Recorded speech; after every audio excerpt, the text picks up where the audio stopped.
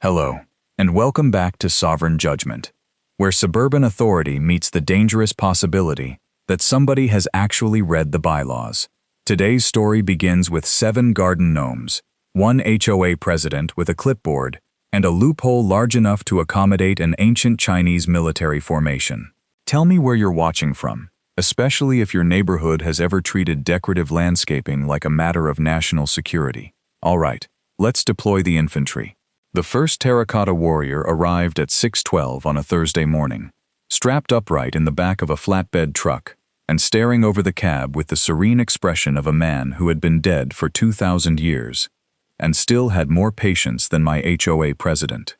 I stood in my driveway wearing pizza-patterned socks, holding a mug of coffee that had already gone cold, while the truck's hydraulic lift lowered him onto my lawn. He was 5 feet 11 inches tall, weighed 460 pounds, and had a mustache that suggested he had personally disapproved of several dynasties. Behind him came 11 more trucks. Across the street, curtains began opening one by one. It looked like the neighborhood itself was blinking awake and immediately regretting it. My next-door neighbor, Linda Park, stepped onto her porch in a blue bathrobe and stared at the growing army. "Evan," she called, "are we being invaded?" "Technically," I said. "They're invited guests." A second warrior came down the lift, then a third, then 12 archers, then 20 infantrymen, then 2 horses whose facial expressions made them look like they had just received their property tax assessments. Linda tightened her bathrobe. "How many did you order?" "Enough." "Enough for what?" I took a sip of coffee and discovered, once again, that I had somehow created a beverage with the temperature and emotional warmth of rainwater in a parking lot. Enough to comply. That answer made perfect sense if you understood how the whole thing had started. 3 weeks earlier, I had come home from work and found a heavy cream-colored envelope taped to my front door. Not placed in the mailbox, not slid under the mat. Taped directly at eye level, as though my house had been served with divorce papers. The envelope bore the gold-embossed crest of the Briar Glen Residential Association, a design featuring 2 oak leaves, a fountain, and what appeared to be a small Latin motto. The motto was actually just the words Briar Glen, in a font expensive enough to convince people it meant something. Inside was a single sheet of paper. Notice of decorative noncompliance. The title was printed in 16-point Garamond, because apparently, tyranny looks more respectable with serifs. The letter informed me that my front garden contained 7 unauthorized fantasy-based ornamental figures, each in violation of Section 8.4, Paragraph C of the Community Standards. The 7 unauthorized fantasy-based ornamental figures were garden gnomes. Their names were Walter, Nigel, Kevin, Other Kevin, Sir Reginald, Gary, and Cheryl. Cheryl had a wheelbarrow. I had inherited them with the house when my grandmother, June Mercer, passed away 2 years earlier. She had lived at 14 Juniper Bell Lane for 28 years, long before Briar Glen had a stone entrance monument, a private Facebook group, or enough committee members to inspect the angle of a recycling bin. My grandmother loved those gnomes. She moved them every few weeks, not because they needed repositioning, but because she enjoyed making the neighbors wonder whether they were mobile. Walter usually stood beside the hydrangeas. Nigel guarded the bird bath. Kevin and Other Kevin sat beneath the Japanese maple, playing a permanent game of ceramic chess. Sir Reginald held a lantern. Gary was fishing in a pond that did not exist.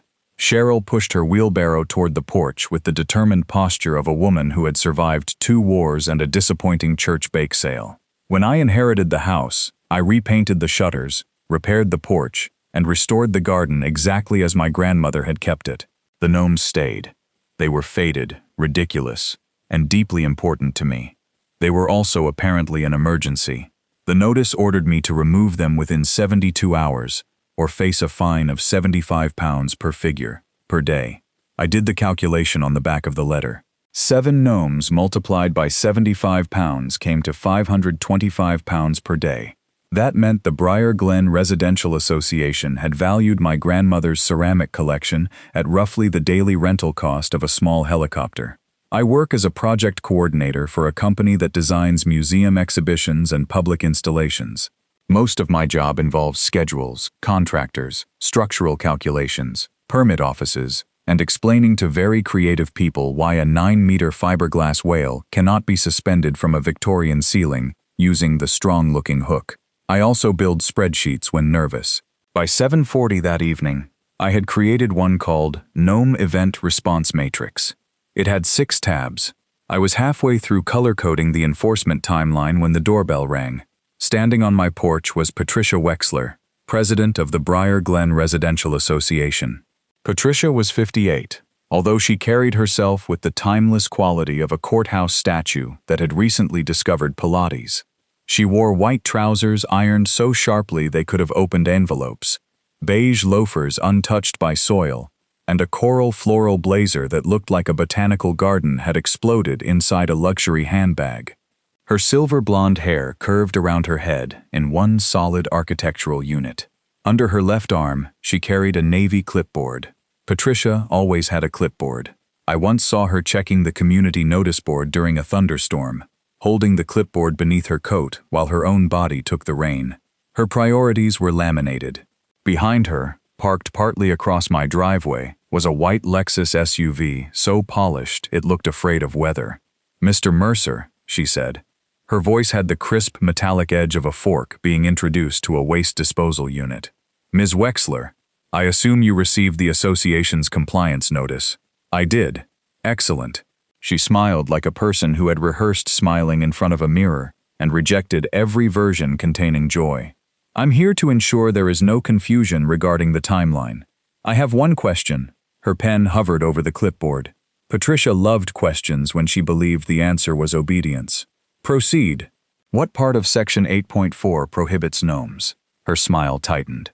"Paragraph C." I read paragraph C. "Then you understand. It prohibits decorative objects that are, and I'm quoting here, inconsistent with the established classical, historical, or natural aesthetic character of Briar Glen." That is correct. It doesn't mention gnomes. The board has determined that gnomes are fantasy-based. So are cherubs. Patricia's eyebrows moved upward with the slow alarm of garage doors opening during a power cut. Cherubs are classical. They're flying babies. They are representations of Renaissance artistic tradition. Mrs. Klein's cherub is holding a plastic saxophone. That is a seasonal accessory. It's March. Patricia pressed her lips together so firmly they nearly became punctuation. "Mr. Mercer, Section 8.4, Paragraph C grants the Architectural Committee interpretive authority. Which meeting did the committee use to interpret it?" "I beg your pardon? Which meeting?" I checked the published minutes. The gnomes weren't discussed. Her clipboard shifted half an inch. It was a tiny movement, but on Patricia, it felt like watching a lighthouse lean. The board's internal procedural discussions are not subject to resident interrogation. Board decisions are supposed to be recorded. We are not debating governance. You're standing on my porch charging me £525 a day. It feels governance adjacent. Patricia inhaled through her nose like a vacuum cleaner discovering a sock. "The figures must be removed by Friday at 5 p.m. Failure to comply will result in daily penalties, administrative fees, inspection costs, and if necessary, collection proceedings against the property." There it was, the threat beneath the stationery. My grandmother had paid off the house in 2009. I had spent nearly everything I had repairing it after a pipe burst the winter before she died. The idea of a lien, however absurd, landed in my stomach like a dropped paving stone. I did not show it. Instead, I looked down at her clipboard. "Did you write down that I asked for the meeting record?" Patricia straightened with the posture of a 4-star general inspecting troops who had personally failed to edge a lawn. "I wrote down that you were uncooperative. Could you spell my name correctly this time?" She looked at the form. For the previous 6 months, every HOA letter had been addressed to Evan Merver. Patricia snapped the clipboard shut. "You have 72 hours.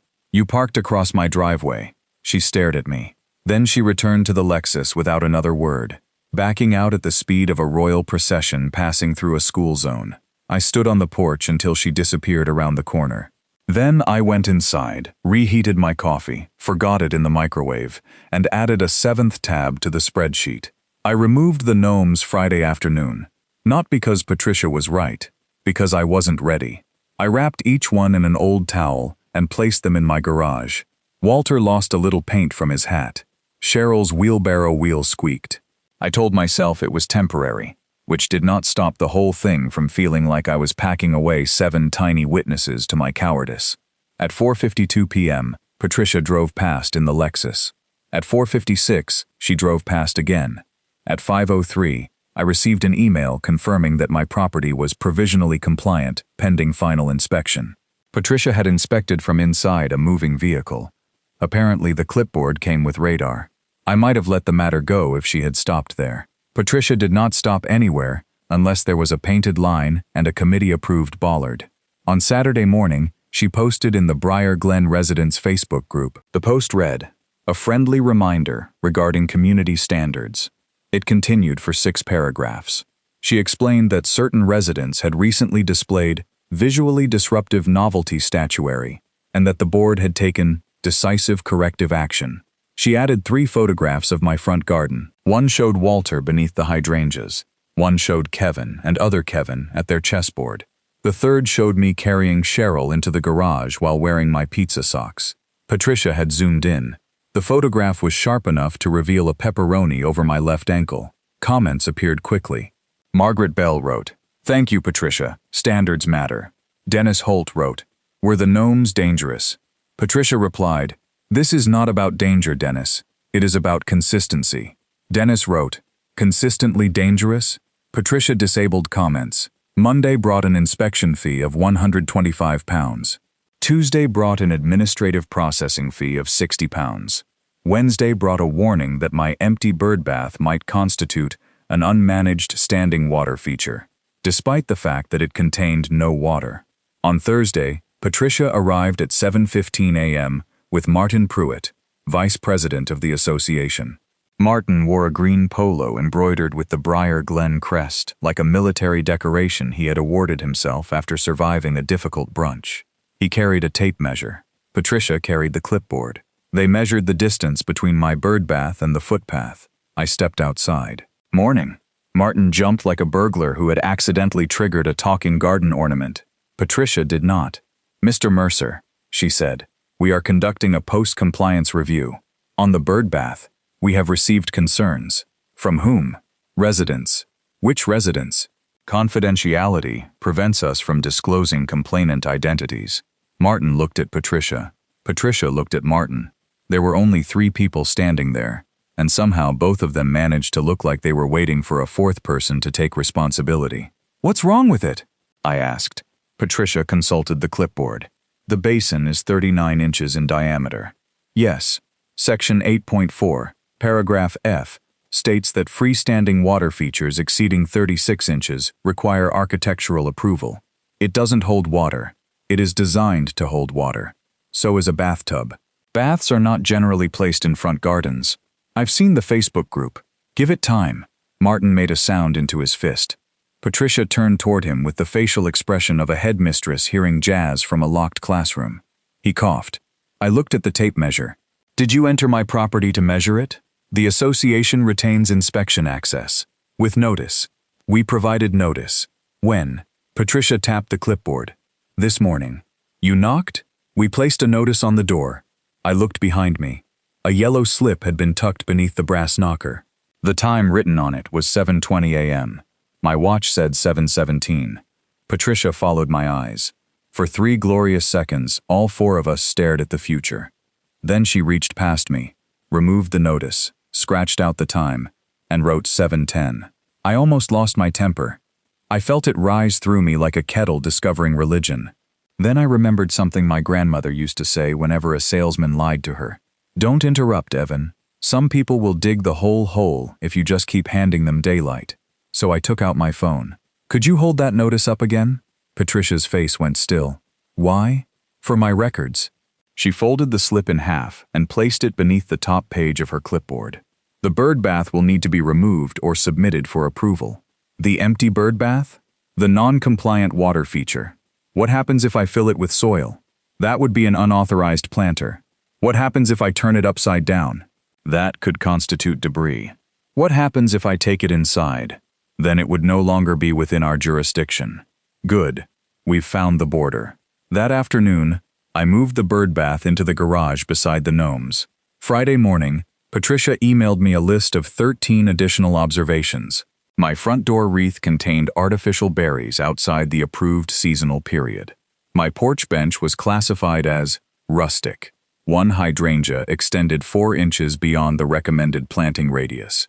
My garage door had visible tonal variation. I stared at that phrase for several minutes.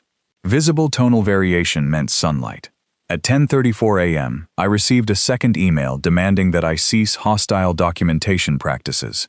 Apparently, I had been observed photographing compliance notices. By lunchtime, Gnome Event Response Matrix had 12 tabs, 3 pivot tables, and a dashboard. The dashboard worked on the first try. That frightened me more than Patricia. I requested the complete bylaws, all amendments, architectural committee decisions from the previous 5 years, enforcement policies, meeting minutes, annual budgets, vendor invoices, insurance documents, and every record relating to decorative statuary. The board replied that my request was excessively burdensome. I replied with the exact section of the Briar Glen Governance Charter, requiring access within 10 business days. They sent me 1,842 pages as scanned PDFs, several upside down. This was intended to discourage me. They did not understand what I did for a living. I spent my evenings organizing museum installation documents, created by sculptors, insurers, engineers, customs officers, conservators, transport companies, and one Italian lighting designer who named every file final, regardless of whether it was final. The HOA archive was not intimidating. It was adorable. By Sunday evening, I had converted every page into searchable text. At 11:18 p.m., I found the first crack. Section 8.4 had been amended 18 months earlier. The amendment had been proposed by Patricia Wexler.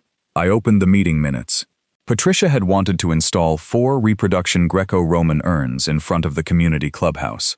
Martin Pruitt had raised concerns that the existing rule limited freestanding decorative objects to 2 per landscaped area. Patricia's solution was to rewrite the rule. The new language removed all numerical limits on classical or historically representative statuary, vessels, commemorative objects, and educational displays. It also gave the architectural committee authority to prohibit fantasy figures that conflicted with the neighborhood aesthetic. Patricia had created the gnome rule. She had also created the loophole. I read the paragraph 3 times. Then I opened a new spreadsheet. This one was called Historical Representation Options. At work the next morning, I called Salvatore Moretti. Everybody called him Big Sal, including people who had never met him. Sal owned Moretti Architectural Castings, a fabrication workshop in the industrial district of fictional Bellwether County. His company made reproduction stonework, museum replicas, garden sculptures, theater props, and the occasional fiberglass cow for restaurants with weak branding. I knew Sal from an exhibition we had installed 2 years earlier. He was shaped like a vending machine that had developed strong opinions about municipal permitting. His beard was gray, his eyebrows were black, and his voice sounded like gravel being poured into a cement mixer, with excellent comic timing. He answered on the 4th ring. Moretti Castings. If you're calling about the Neptune fountain, the Trident was like that when it left. Sal, it's Evan Mercer. Museum Evan? That's me. The whale ceiling still standing? So far. Then this is already a good day. What do you need? I need to know how many terracotta warriors you can produce. There was a pause. Not a confused pause. An interested pause. The sort of pause a Labrador makes when it hears a cupboard containing treats. How many do you need?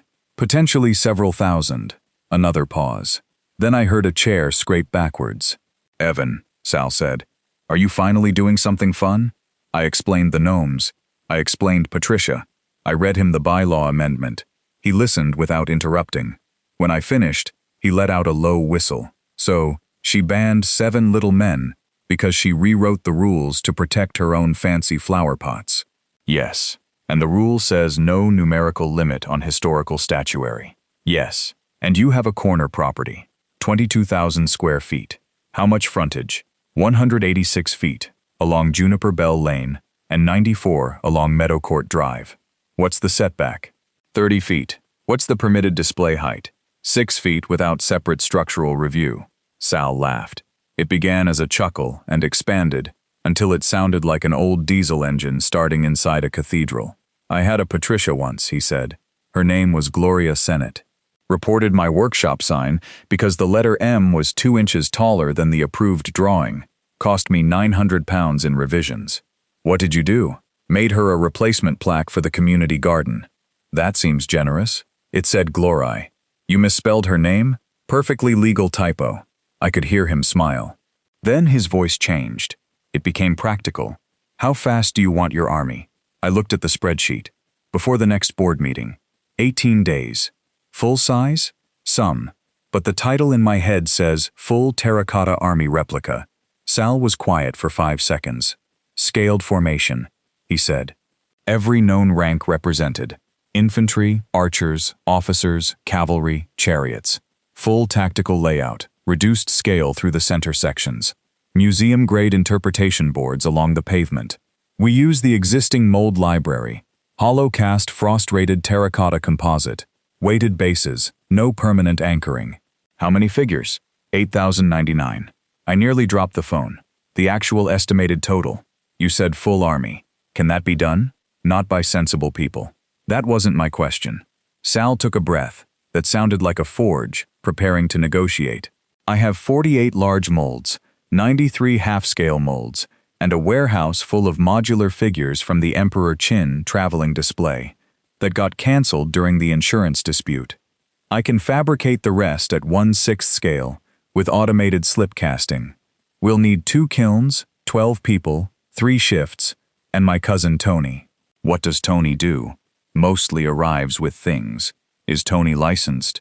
"Tony has more licenses than a fishing boat, and this will be historically representative. Evan, when I'm done, a university will ask to borrow your lawn." I looked at my cold coffee. "What will it cost?" Sal named a figure. I leaned back in my chair. "That is considerably more than 7 gnomes. It includes delivery. I assumed the army wouldn't march itself." He lowered his voice. "Listen to me. People like Patricia survive because normal people calculate how much peace costs and pay it.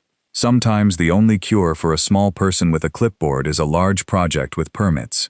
I stared at section 8.4 on my screen. "I would follow you anywhere, Sal."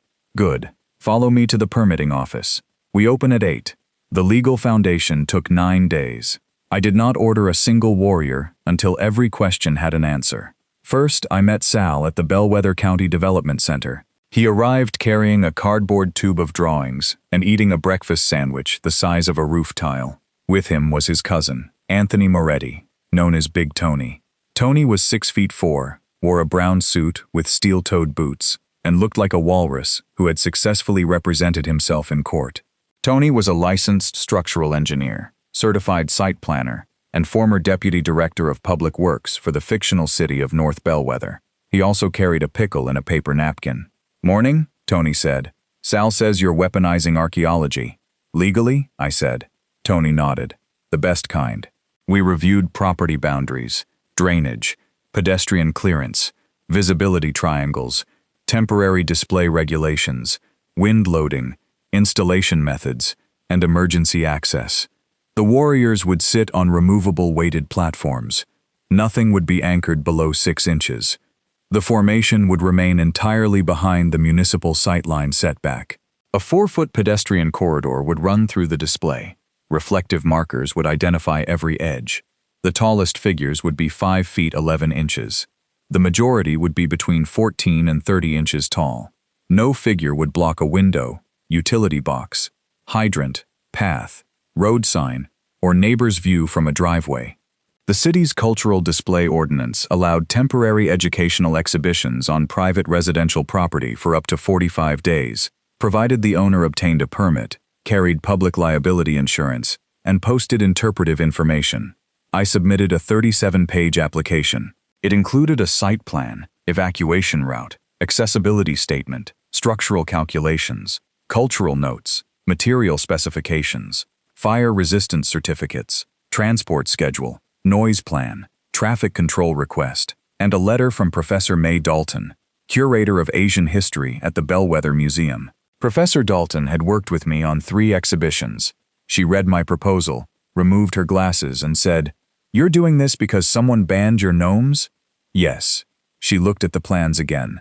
This may be the strongest educational motivation statement I've ever received. She agreed to review the historical interpretation. 3 days later, the city approved the permit.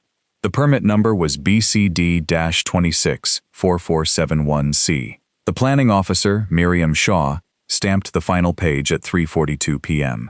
She was a compact woman with red-framed glasses, and the expression of someone who had spent 20 years explaining to adults that property ownership did not exempt them from gravity. This is legal, she said. Unusual, but legal. Can the HOA stop it? Not under city code. They can enforce private restrictions that don't conflict with the permit. But your association language explicitly allows historically representative educational displays without a numerical limit. That amendment was written by the HOA president. Miriam looked over the top of her glasses.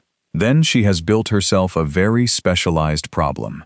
I showed the documents to Dave Larkin, a property solicitor who had represented 3 Briar Glen residents in disputes over fences, solar panels, and a mailbox that Patricia claimed was emotionally inconsistent with the street. Dave was a narrow man with silver hair and the permanent squint of someone reading terms and conditions printed on the underside of a moving vehicle. He reviewed every page. "This is annoyingly thorough," he said. "Thank you. That was not a compliment. It's the nicest thing you've ever said to me." He pointed to the bylaw. "Patricia can request architectural review. I submitted one. And? The committee failed to respond within the required 10 days. Dave nodded. "Automatic approval. I sent it by certified post and email." "Of course you did. I also recorded the delivery time." "Of course you did." He removed his glasses and rubbed the bridge of his nose. "Evan, what exactly are you installing?" I rotated the rendering on my laptop. Dave stared at it. Then he started laughing. He laughed silently at first, shoulders shaking like a washing machine containing one shoe. Finally, he managed to speak. "You understand that she may actually combust. I've included a fire lane." He signed the opinion letter. The plan was bulletproof. I waited until the architectural response deadline passed. Then I sent Patricia a courtesy notice. "Dear Ms. Wexler, in accordance with Section 8.4, Paragraph C, please be advised that a temporary historically representative educational display will be installed at 14 Juniper Bell Lane, beginning Thursday at 6 a.m. All municipal permits, safety requirements, and insurance provisions have been satisfied. The display will remain for 42 days. Please do not enter the installation area without permission, as heavy objects and active lifting equipment will be present. Kind regards, Evan Mercer." Patricia replied 11 minutes later. "Request denied. No explanation, no section number. Just 2 words in capital letters." I responded with the automatic approval clause and attached the city permit. She responded, "Your interpretation is incorrect." I sent Dave's opinion letter. She responded, "The association does not recognize this individual's authority." Dave replied from his own email account. "The courts do." Patricia did not respond after that. At 6:12 on Thursday morning, the first warrior arrived. By 6:45, 6 flatbeds lined Juniper Bell Lane under the direction of 2 licensed traffic marshals. At 7:05, Big Tony marked the display boundary with temporary white lines. At 7:18, a forklift began placing the full-size command figures. At 7:30, Sal's crew installed rows of 1/3 scale infantry on concealed modular platforms. At 8:02, the first cavalry section appeared. At 8:15, 27 children stood along the opposite pavement, eating cereal from cups. At 8:37, someone brought folding chairs. At 8:51, Linda Park set up a coffee urn. The installation grew across my lawn with astonishing speed. Ranks of terracotta infantry stretched from the hydrangeas to the Japanese maple. Archers knelt beside the driveway. Officers stood near the porch. 4 replica horses faced Meadow Court Drive, each one wearing the deeply unimpressed expression of a civil servant 5 minutes before lunch. 6 restored chariot formations occupied the east side. The center field contained thousands of 1/6 scale soldiers, arranged in precise rectangular units. Each figure was individually cast. No 2 faces were exactly alike. Sal had even created a command pavilion beside my garage, containing generals, attendants, musicians, and one miniature official holding a tiny clipboard. That one had been my request. At 9:04, we installed the main interpretation sign, the Terracotta Army of Emperor Qin, a temporary educational replica. 8,099 figures, historical consultation, provided by the Bellwether Museum, City Cultural Display Permit, BCD 26-4471C. At 9:11, Patricia arrived. The Lexus came around the corner too quickly, slowed, then stopped in the middle of the road. She sat behind the wheel for a full 10 seconds. From where I stood, I could see her head turning slowly from left to right. Her face had the stunned, inward expression of a person whose toaster had just asked about her childhood. Then she drove forward. The traffic marshal raised a stop sign. Patricia lowered her window. "I live here." "So does he," the marshal said, pointing to me. "I am the association president. Congratulations. You need to move those vehicles immediately. I need you to wait 30 seconds. I do not wait in my own community." The marshal looked at the Lexus. "You are currently waiting." Patricia made a sound like a kettle being strangled with a dish towel. The flatbed cleared. She accelerated forward and parked diagonally across Linda's driveway. Linda leaned over her porch railing. "Patricia, you're blocking me. This is an emergency. I'm going to the dentist. This takes precedence. My molar disagrees." Patricia emerged from the Lexus, wearing a pale blue trouser suit, pearl earrings, and shoes so white they seemed legally separated from the ground. The clipboard was already in her hand. She marched toward me, or tried to. A row of kneeling archers occupied the usual route across the grass, forcing her to follow the marked pedestrian corridor. She stopped at the entrance. "What?" she said. "Is this the Terracotta Army? I can see that. Then we're off to a productive start." Her eyes moved over the lawn. "How many are there?" 8,099. Her mouth opened slightly. The number entered her mind like a sofa being pushed through a letterbox. "You installed 8,000 statues? Replicas. You cannot have 8,000 lawn ornaments. They're historically representative statuary, forming a temporary educational display." "That is not what this clause means." I held out a copy of the amendment. "You wrote the clause." Patricia ignored the paper. "This is a deliberate act of hostility. It's an educational exhibit. You did this to embarrass the association. Most of them are facing away from your house." She stepped closer, her voice rising like a smoke alarm that had developed political ambitions. Section 8.4, paragraph C, gives the Architectural Committee sole authority to determine whether decorative objects are consistent with the aesthetic character of Briar Glen. It also says, classical and historically representative statuary is permitted without numerical limitation. Reasonable numerical limitation is implied. Where? It is obvious. To whom? To any rational person. Sal appeared beside me, carrying a spirit level. He looked Patricia up and down. "Morning. And who are you?" "Salvatore Moretti. Fabricator. You are trespassing." Sal glanced at me. "Am I trespassing?" "No." Sal looked back at Patricia. "Then I'm not." Patricia raised the clipboard between them like a shield designed by an office supply company. "This installation has not been approved." Big Tony joined us, still holding half a breakfast pastry. "It received automatic approval at 5:01 yesterday afternoon." Patricia looked at him. "And you are?" "Anthony Moretti, structural engineer and site planner." "I don't care if you're the Pope." Tony looked down at his brown suit. "Wrong jacket." Patricia's nostrils flared. "I am ordering everyone to stop work immediately." "No," I said. The single word seemed to strike her with more force than a speech. She stared at me. "No? No. I have the authority to halt unauthorized modifications." "It's authorized. By whom?" "The city. Your own bylaws, the Architectural Committee's failure to respond, and the property owner. You are the property owner. That's why I mentioned him last." Around us, neighbors had begun gathering. Dennis Holt filmed from across the street. Margaret Bell stood beside him, looking torn between loyalty to Patricia and the undeniable appeal of 8,099 terracotta soldiers. Professor Dalton had arrived with 2 museum staff members to check the interpretation boards.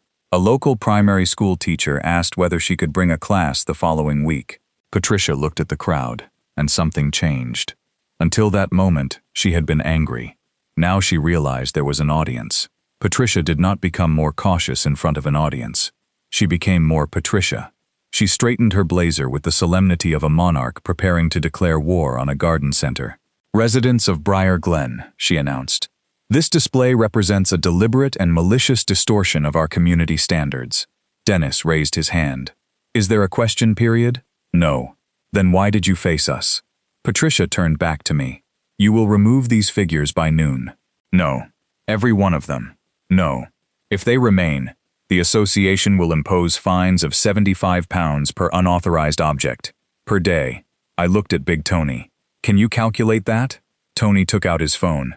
8,099 times 75. That's £607,425 per day. The crowd went quiet. Patricia blinked. Martin Pruitt's golf cart appeared at the end of the street. It had a flashing amber light on the roof and a magnetic sign reading Briar Glen Community Compliance, with the lowercase I suggesting someone had ordered it online without checking the preview. He pulled up beside the pavement. "What's happening?" Patricia pointed toward the lawn. "Mr. Mercer has installed unauthorized statuary." Martin looked at the army. His mouth remained open long enough to qualify as ventilation. "All of that?" "All of it." Martin looked at me. "Why?" "Historical education." Sal coughed into his hand. It sounded suspiciously like the word gnomes. Patricia ordered Martin to photograph every figure. Martin looked at the central field. "Individually?" "For the violation record." "Patricia, there are thousands." 8,099, Tony said. Martin stared at the rows stretching across my property. His expression resembled a calculator being asked to process grief. Patricia pointed at the first full-size warrior. "Begin there." Martin took one photograph, then another. After the fourth, he lowered his phone. "This is going to take several hours. You are vice president. I thought that was mostly for newsletters. Document the violations." Martin looked at me. "Do the horses count separately?" "Yes," Patricia snapped.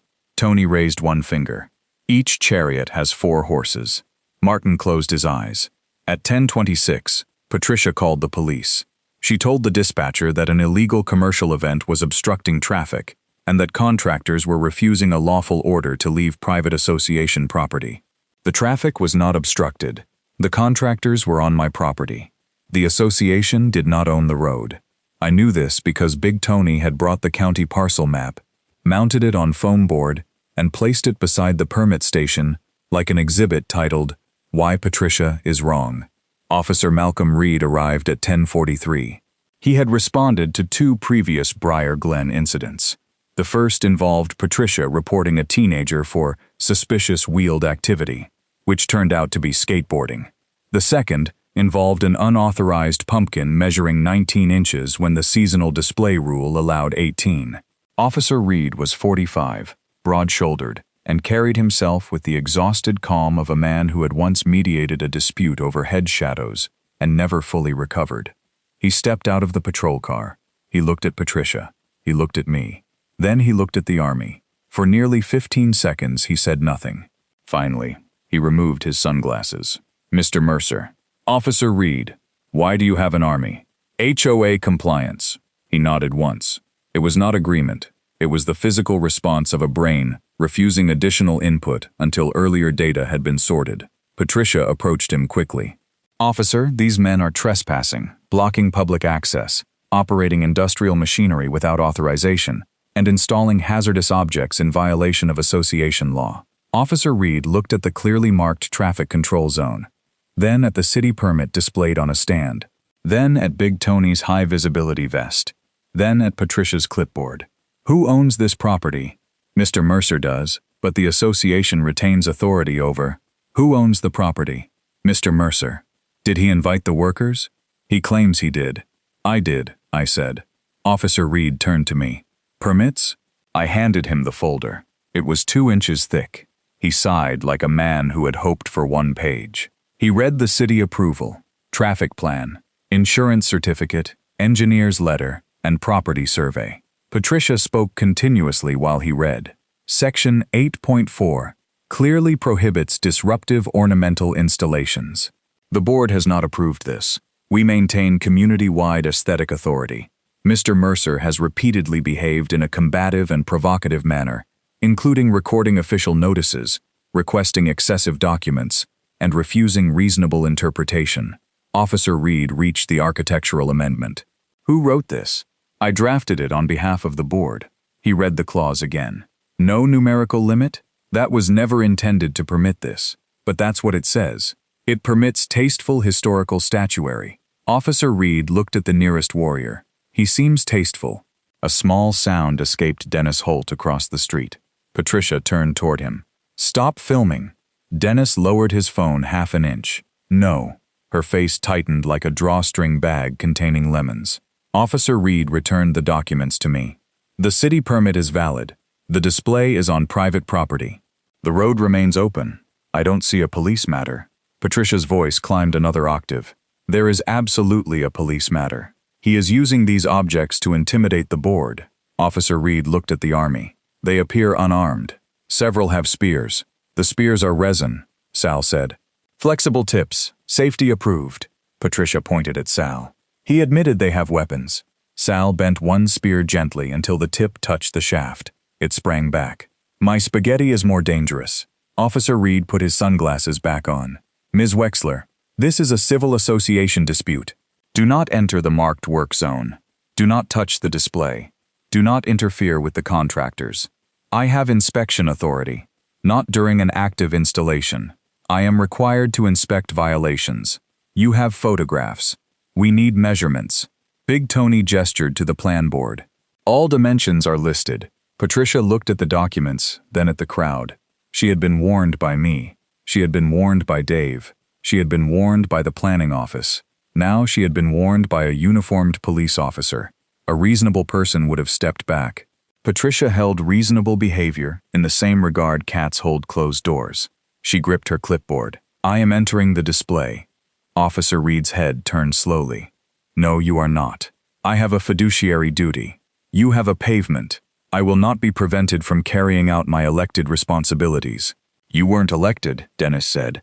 Nobody else ran. Patricia stepped over the white boundary line. Officer Reed spoke once. Ms. Wexler, step back. She continued. Her first 5 steps took her into the infantry corridor. The pathway was 4 feet wide, level, and clearly marked. All she had to do was remain between the lines. Instead, Patricia veered left toward the full-size command figures. I need to inspect the base, she said. Big Tony moved to block her without touching her. The installation zone is closed. Move. No. You are obstructing an officer of the association. That's not a kind of officer. Patricia attempted to walk around him. Tony stepped sideways. She went the other direction. He stepped again. For several seconds, they performed a slow, bureaucratic dance between 2 rows of ancient infantry, like a wedding waltz choreographed by a planning committee. Patricia stopped. Fine. She turned and walked back toward the corridor. Then, without warning, she reached out and grabbed the small clipboard held by the miniature official I had commissioned. This, she announced, is a personal attack. It's an educational detail, I said. It is clearly meant to depict me. The figure has a beard. That proves nothing. She pulled. The miniature clipboard was attached to the figure's hand. The figure's base was secured to a weighted platform. Nothing moved. Patricia pulled harder. Please don't touch the display, I said. I am confiscating evidence. That belongs to me. It is association evidence. Officer Reed stepped forward. Ms. Wexler, let go of the statue. Instead, Patricia placed one white shoe on the edge of the platform for leverage. The platform was stable. Her shoe was not. Her sole slid across a light layer of kiln dust. Her arms flew outward. The clipboard in her right hand struck the flexible spear of a kneeling archer. The spear bent, then sprang back. It caught beneath the lower edge of her floral blazer and lifted the fabric over her head. Patricia spun once, blinded by her own jacket. She stumbled backwards into an empty transport wheelbarrow. The wheelbarrow rolled down the gently sloped pedestrian corridor. It did not move quickly. That made it worse. For 7 full seconds, Patricia traveled backwards through the Terracotta army, at the speed of a supermarket trolley with one cautious wheel. Her blazer remained over her face. Her legs pointed straight ahead. Her clipboard rose above the fabric like the mast of a very angry sailboat. "Stop this!" she shouted. Nobody was touching the wheelbarrow. It rolled past 2 officers, 4 horses, 30 archers, Big Sal, a traffic marshal, Professor Dalton, and approximately 28 residents. At the end of the corridor, one of Sal's workers had placed a padded timber stop to prevent equipment from rolling into the road. The wheelbarrow met it with a soft bump. Patricia tipped forward. She stepped out. For one hopeful moment, she appeared to regain her balance. Then her heel landed on the wooden handle of a ceremonial mallet used for adjusting platform joints. The handle rolled 6 inches. Patricia sat down abruptly on a sealed bag of decorative sand. A small cloud of pale dust rose around her, like the least dignified coronation in human history. Nobody spoke. Somewhere behind us, a child whispered, "Do it again." Patricia pulled the blazer from her head. Her hair had shifted 3 inches to the left, while retaining its entire shape. She looked like a weather system that had been relocated intact. Dennis's phone was still recording. Officer Reed walked over. He offered Patricia a hand. She ignored it and stood by, gripping the wheelbarrow. "This was deliberate," she said. Officer Reed looked at the level corridor, the safety markings, the stationary wheelbarrow, the padded stop, and the mallet resting exactly where Patricia had kicked it. "No," he said. "This was a sequence of personal decisions." Patricia pointed at me. "I am placing an immediate lien on his property." Dave Larkin had arrived during the wheelbarrow journey. He stepped forward. "You cannot impose a lien without notice, hearing, a valid fine, and an opportunity to cure." Patricia whirled toward him. "You are not recognized by the association. I'm Mr. Mercer's solicitor." "I don't care." "You should. I will fine every object on this property. I will charge him £607,425 every day until he removes them. I will add legal costs. I will seize the property if necessary, and I will make an example of anyone else who supports him." She said all of this loudly, in front of Officer Reed, in front of Dave, in front of the museum curator, in front of 63 residents, in front of Dennis's phone, and, as we later discovered, in front of the live stream she herself had started on the Briar Glen Facebook page before entering the display. Her own phone was still mounted vertically in a clamp attached to her clipboard. The stream had captured everything. The threat, the unauthorized entry, the attempted confiscation, the wheelbarrow, the declaration that she intended to use association liens to punish residents who supported me. Patricia noticed the phone. Her expression passed through disbelief, anger, attempted authority, dawning horror, and something very close to spiritual buffering. The viewer count showed 214. Briar Glen had only 176 homes. People were sharing it. Patricia grabbed the phone. The stream ended. It was too late. Officer Reed took out his notebook. "Ms. Wexler, did you just threaten to place punitive liens against residents based on personal support?" I was speaking hypothetically. "You said, 'I will make an example of anyone else who supports him.' That was taken out of context. It happened 10 seconds ago." Dave folded his arms. "Thank you, Patricia." "For what?" "For saving us the trouble of proving intent." Her face lost color. Not all at once. It drained slowly, like someone lowering a blind inside her skin. Martin Pruitt finally lowered his phone. He had photographed 43 warriors. "Patricia," he said carefully, "maybe we should call an emergency board meeting. I am the president. Yes, I decide when meetings occur." Martin looked at the residents. "Not this one." The emergency meeting took place that evening at the clubhouse. 142 homeowners attended in person.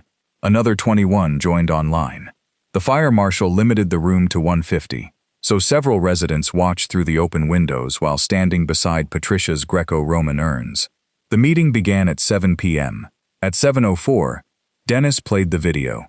At 7:13, Margaret Bell asked why association funds had paid £3,880 to a private enforcement consultant owned by Patricia's brother-in-law. At 7:19, Linda Park asked why her landscaping request had remained unanswered for 5 months, while Patricia had personally approved her own urns in 4 days. At 7:27, Martin admitted that the architectural committee had not voted on my gnomes. Patricia had issued the removal notice herself.